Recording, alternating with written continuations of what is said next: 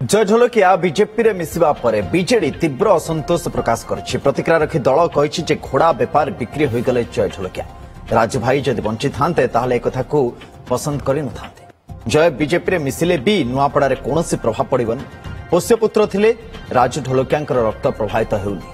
तांको दल रे प्रार्थी नाहंती अन्य दल नेउछंती आमे निंदा करछु। बीजेडी नेता प्रताप जेनांकर एभली मंतव्य उपरे प्रतिक्रिया रखिछंती बीजे विधायक जय नारायण मिश्र। बीजेपी रे मिसिबार तो कौनसी प्रभाव रहिबो नाही, किंतु तांकर मुखा खोलीगला। से मुखा होउची तांको मन भितर जो चिंताधारा थिला कि से बीजेपी दलर गोटे घोड़ा बेपार रे बिक्री हो गले, से कथा आज स्पष्ट है। जदि राजेंद्र भाई ढोलकिया आज बंची थांते ताले से केबे भी एक कथा को पसंद करि न थांते।